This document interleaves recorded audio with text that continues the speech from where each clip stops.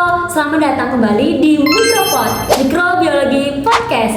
Tempat kita ngobrolin hal-hal kecil yang punya dampak raksasa bagi dunia. Bareng aku, Asila Miftahul-Jannah, yang bakal nemenin kalian dalam beberapa menit ke depan.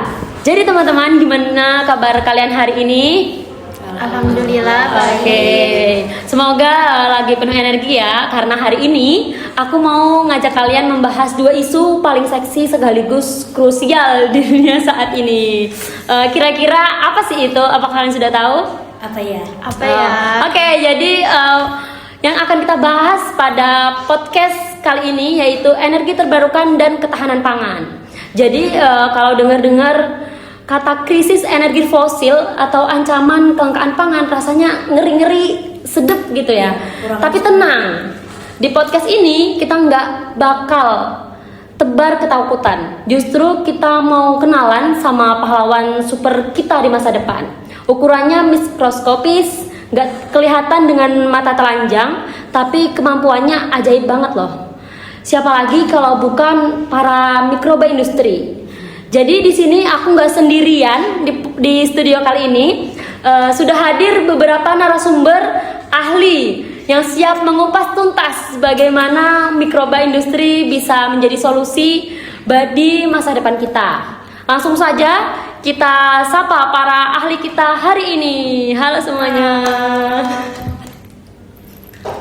Sip. Tanpa perlu berlama-lama lagi, kita langsung masuk ke segmen pertama kita, yaitu tentang energi terbarukan.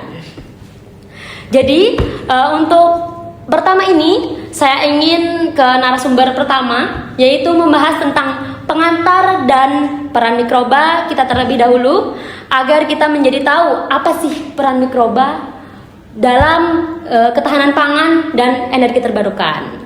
Nah, yang pertama itu dengan narasumber kita Nurul Hamidah. Nah, bisa nih dijelaskan secara sederhana bagaimana sebenarnya konsep peran mikroba ini bekerja dalam skala industri, khususnya dalam memodifikasi pangan dan khususnya untuk menghasilkan energi ini. Bagaimana? Seperti yang kita tahu ya, mikroba itu kan yang kita kenal tuh pasti jahat ya teman-teman ya. Yang kita tahu menimbulkan bakteri apa segala macam, tapi ternyata mikroba dalam skala industri itu terpakai baik untuk proses. Seperti memodifikasi pangan. Di dalam pangan kita juga ada memanfaatkan mikroba sebagai proses fermentasi. Entah membuat produk pangan seperti tempe, terus tuh ada apa lagi banyak tape dan segala macam yang prosesnya berfermentasi yang memanfaatkan mikroba. Dan selain itu ada di skala industri untuk menghasilkan gas. Menghasilkan gas itu agak-agak gimana gitu ngebayangin bakteri bisa jadi gas ya teman-teman. Betul. Mungkin salah satunya contoh itu kita memanfaatkan bakteri untuk membuat biogas. Betul. Apakah ada yang tahu biogas? Nah, Aku nanti tahu nih. akan kita sambung ke narasumber selanjutnya. Wah, sangat menarik ya. Dalam proses pembuatan biogas, etanol maupun mocap, apakah kita menggunakan jenis mikroba yang sama atau ada spesialisasi khusus nih? Beda kira-kira. sih. Mocap juga hasil dari fermentasi, terus sama bioetanol juga hasil dari fermentasi. Betul. Semuanya menggunakan proses fermentasi pastinya. Bedanya kalau setahu aku nih, kalau mocap tuh pakainya asam laktat. Iya benar. Jadi beda sama biogas. Oh, luar biasa. Nah, setelah kita mengetahui perannya, saya ingin ke pakar biogas kita terlebih dahulu, yaitu Nur Arsyada yang akan memberikan sedikit materi tentang biogas. Kalau bicara soal krisis energi fosil, pemanfaatan limbah menjadi biogas ini kan sering banget disebut sebagai solusi hijau. Nah, menurut Arsya nih, apa sih biogas itu? Nah, jadi biogas itu tuh gas alami yang dihasilkan dari proses pembusukan organik. Itu seperti kotoran ternak, kemudian limbah pabrik dan sisa hasil panen itu dilakukan oleh mikroba di dalam wadah yang 100% kedap udara. Jadi dia tuh harus 100% kedap udara karena mikrobanya tidak bisa tumbuh di udara yang terbuka. Oh, seperti itu. Langsung mati ya berarti? Betul. Iya, dia jika terkena O2 akan langsung mati. Nah, oke. Wah, ternyata ada tantangan tersendiri ya untuk menjaga mood bakteri ini. Nah, kira-kira bahan baku apa sih yang saat ini paling potensial dan ekonomis untuk diolah menjadi biogas? Nah, di Indonesia ini apa? Kalau bahan bakunya itu dalam skala rumahan atau skala desa itu kita bisa pakai kotoran ternak karena dia tersedia setiap hari dan itu gratis. Kemudian dari kotoran ternak ini juga mengandung bakteri alami di dalamnya. Nah, kalau untuk dalam skala industri bisa memakai pome atau limbah cair dari kelapa sawit. Nah, limbahnya ini tuh kaya akan nutrisi yang disukai oleh bakteri sehingga menghasilkan gas metana yang besar atau melimpah. Oh, luar biasa sekali ternyata. Ternyata banyak sekali loh bahan baku yang bisa dimanfaatkan untuk biogas ini. Nah, siapa tahu masih menyambung nih dengan yang lagi viral sekarang, MBG yang kasusnya merebak pada saat sekarang. Karena limbah dari MBG itu tuh bisa juga dimanfaatkan untuk bioetanol, untuk biogas, itu sangat bisa teman-teman. Jadi nggak asal buang ke sembarang tempat seperti itu. Jadi bisa kita manfaatkan kembali untuk menjadi cuan. Nah, sekarang kita geser sedikit ke energi gas, ke bahan bakar cair, yaitu bioetanol yang digadang-gadang bisa mengurangi emisi kendaraan kita. Nah, kita langsung aja ke narasumber kita mengenai bioetanol ini, yaitu ke Aulia. Nah, dalam pembuatan etanol, ragi atau mikroba pembuat fermentasi seringkali menghadapi kendala efisiensi saat kadar alkohol mulai tinggi. Bagaimana industri mengatasi hal ini agar etanolnya maksimal? Baik, benar sekali. Ketika kadar etanol meningkat, aktivitas ragi akan menurun karena etanol bersifat toksik bagi sel mikroba. Untuk mengatasi hal tersebut, industri biasanya menggunakan strain ragi yang maaf. Industri biasanya menggunakan Iya.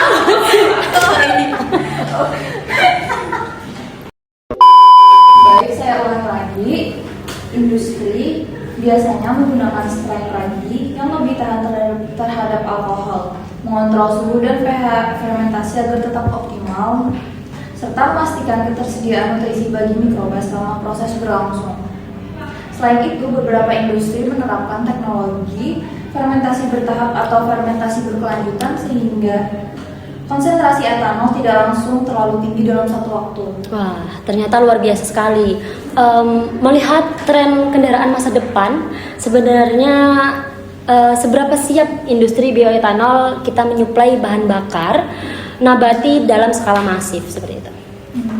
Kalau berbicara kesiapan, Indonesia sebenarnya memiliki potensi yang sangat besar. Kita memiliki sumber bahan baku yang melimpah, mulai dari tebu, singkong, jagung, hingga limbah pertanian dan agroindustri yang dapat memenuhi kebutuhan dalam skala masif. Masih ada beberapa tantangan seperti peningkatan kapasitas produksi, ketersediaan bahan baku, dan infrastruktur. Jadi, industri bioetanol kita sudah berada di jalur yang tepat, tapi masih memerlukan pengembangan dan dukungan kebijakan agar mampu memenuhi kebutuhan energi masa depan secara optimal. Nah, kira-kira nih urusan tangki kendaraan kita kan sudah aman. Sekarang kita beralih ke isu yang gak kalah krusial nih bagi perut kita, yaitu ketahanan pangan. Indonesia ini kan konsumsi terigunya tinggi banget, padahal gandum 100% impor teman-teman. Jadi setelah ini aku akan menyanyikan ke narasumber pakar ketahanan pangan kepada Jenny Ika Fernanda mengenai mokaf. Apa sih itu mokaf? Nah, mokaf ini adalah modifikasi cassava flour atau modifikasi dari singkong yang dijadikan tepung dari fermentasi mikroorganisme.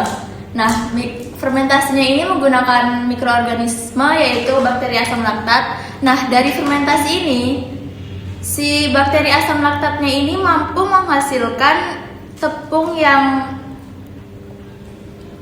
dari yang awalnya singkong ini kan baunya kan menyengat ya, terus kayak teksturnya ini keras dan kusut gitu. Nah, dari fermentasi ini kita bisa menghasilkan tepung yang berwarna putih, bersih, kemudian teksturnya yang sangat lembut.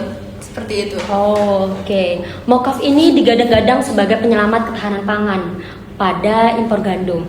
Bisa diceritakan perubahan karakteristik apa yang diberikan oleh mikroba khususnya pada bakteri asam laktat selama fermentasi hingga penyuplai tepung seperti itu. Nah, dari proses fermentasinya itu apa sih yang dihasilkan dari proses fermentasi ini sehingga tepung mocaf ini sekarang melonjak tinggi ya daripada tepung yang sudah di sebelumnya. Jadi si singkong ini ada tiga kali proses perubahan. Yang pertama itu tepung tapioka. Tepung tapioka ini baunya nggak menyengat, terus dia warnanya juga putih, tapi dia kandungannya itu hilang. Kemudian kedua dibuat proses tepung gaplek. Kalian tahu nggak tepung gaplek? Apa kira-kira? Abang gaplek yang warnanya nggak putih. Iya, itu. Iya, betul.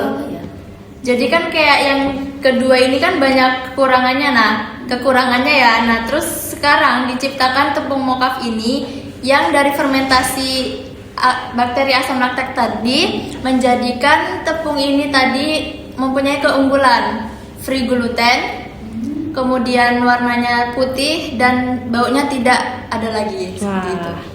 Keren. Jadi teman-teman, di sini mocaf itu sangat banyak banget manfaatnya. Misalnya bebas gluten tadi, baik untuk pencernaan dan sangat aman bagi penderita diabetes. Ini cocok banget untuk alternatif pengganti tepung terigu yang menyehatkan. Nah, di sini saya juga mendatangkan Helen Melanie ini sebagai narasumber yang memiliki pandangan terhadap pemerintah. Jadi Helen ini akan menceritakan seolah-olah dia itu penjabat lah ibaratnya di pemerintah. Bagaimana pendapat pemerintah mengenai mocaf, biogas, bioetanol dan lain seperti itu. Nah, untuk Helen sendiri nih, dari kacamata kebijakan, bagaimana pemerintah melihat potensi mikrobiologi saat ini, apa bentuk dukungan dan inisiatif bagi para pelaku biogas, bioetanol, dan mocaf agar bisa bersaing di pasar dari hulu ke hilir seperti itu. Baik, semuanya. Jadi kita melihat dari kacamata pemerintah atau pandangan pemerintah terhadap keberlanjutan dari mikrobiologi industri ini. Kita pasti penasaran ya, apa sih pandangan pemerintah ini kira-kira bakalan dikembangkan atau tidak sama pemerintah akan hal ide-ide tersebut. Yang pastinya pemerintah Indonesia itu memandang mikrobiologi industri sebagai sektor yang sangat potensial karena dapat mendukung ketahanan pangan, terus ketahanan energi dan pembangunan ekonomi yang berkelanjutan. Terus juga pemanfaatan mikroorganisme ini dalam produksi biogas, bioetanol, mocaf dinilai mampu meningkatkan nilai tambah sumber daya lokal, mengurangi limbah, menciptakan lapangan kerja juga, serta mengurangi ketergantungan Indonesia terhadap impor bahan pangan dan bahan bakar. Selain itu juga pemerintah memberikan dukungan. Pasti kita penasaran ya, dukungan seperti apa yang diberikan pemerintah. Dukungan yang bisa kita lihat itu melihat dari kebijakan-kebijakan pemerintah seperti pengembangan riset dan inovasi terhadap produk-produk tersebut. Terus juga pelatihan bagi pelaku usaha seperti pelatihan pembuatan tepung mocaf gitu. Terus juga bantuan peralatan dan biaya yang pastinya diperlukan saat kita membuat pembuatan biogas, bioetanol. Terus juga kemudahan untuk melakukan izin untuk membuat ya pastinya sebelum kita menghasilkan suatu produk itu pasti kita harus memiliki izin edarnya. Betul. Jadi sangat keren sekali, apalagi pemerintah mendukung nih program-program terbaru yang memanfaatkan mikroba industri ini supaya bisa menghasilkan nilai guna yang lebih tinggi pastinya. Sebuah diskusi yang sangat membuka mata kita hari ini. Ada satu kesimpulan indah yang bisa kita bawa pulang, yaitu masa depan bumi yang lebih hijau dan perut yang tetap kenyang ternyata ada di tangan makhluk-makhluk yang bahkan gak kelihatan oleh mata telanjang. Lewat mikrobiologi industri kita belajar kalau limbah bukan akhir dari segalanya, tetapi awal dari biogas. Kita belajar kalau tanaman sekitar bisa jadi penggerak kendaraan lewat bioetanol, dan kita sadarkan kalau singkong lokal jadi penyelamat kedaulatan pangan kita melalui mokaf. Mikroba-mikroba ini membuktikan bahwa hal kecil jika dikelola dengan sains dan teknologi yang tepat bisa memberikan dampak yang luar biasa raksasa bagi peradaban manusia. Di sini terima kasih banyak kepada para narasumber hebat yang sudah meluangkan waktu dan berbagi ilmu yang sangat penting hari ini. Sukses selalu untuk riset dan industrinya. Dengan terima kasih juga buat teman-teman mikro yang sudah setia dengerin dari awal sampai akhir. Jangan lupa like, share episode ini, dan tulis di kolom komentar tanggapan kalian tentang inovasi mikroba tadi. Aku, Asila Mitahul Jannah, pamit undur diri. Tetap penasaran, tetap kreatif, dan sampai jumpa di episode Mikropod berikutnya. Bye-bye.